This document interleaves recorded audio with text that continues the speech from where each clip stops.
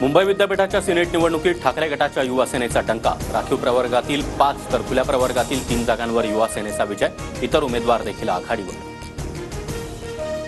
Senate निवडणुकीमध्ये मतमोजणीला स्थगिती देण्यास हायकोर्टाचा नकार, बोगस पोलिंग एजंटबाबत विद्यापीठ आणि संबंधित उमेदवाराला नोटीस जारी, अल्पेश भोईर यांची मतं बाद करण्याची अभाविपची होती मागणी.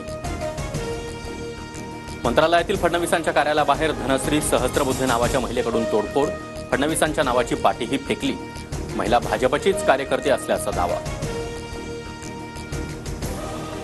आपली एखादी लाडकी बहीण चिडली असल्यास तिची व्यथा समजून घेणार, तोडफोड प्रकरणावर देवेंद्र फडणवीस यांची प्रतिक्रिया, तर महिलेला कुणीतरी मुद्दाम पाठवल्याचा देखील संशय व्यक्त. सोमवारपर्यंत अक्षयचा मृतदेह दफन करा, जागा उपलब्ध करून द्या, कोर्टाचे राज्य सरकारला आदेश. अक्षयचा मृतदेह दफन करायला बदलापूर, अंबरनाथ आणि कळव्यात विरोध. यंदा भाजपच्या अनेक विद्यमान आमदारांचं तिकीट कापलं जाण्याची शक्यता, अमित शहांचे नागपूर बैठकीत सूचक संकेत, शहांकडून विदर्भाचा आढावा.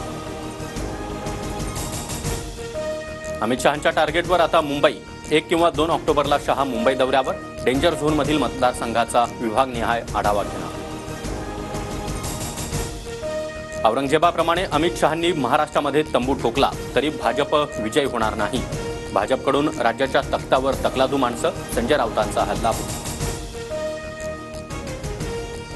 विधानसभा निवडणूक एका टप्प्यात घ्या, निवडणूक खर्चाची मर्यादा 40 लाखाच्या वर वाढवा, अजित पवार गटासह शिंदे गटाची निवडणूक आयोगाकडे मागणी. एसटी प्रवर्गातून आरक्षणासाठी आदिवासी गोंडगोवारी समाजाचं आमरण उपोषण, सरकारकडून गोंडगोवारी कृती समितीला बैठकीत निमंत्रण, फडणवीसांसोबत 30 तारखेला बैठक, आंदोलन स्थगित करण्याची विनंती.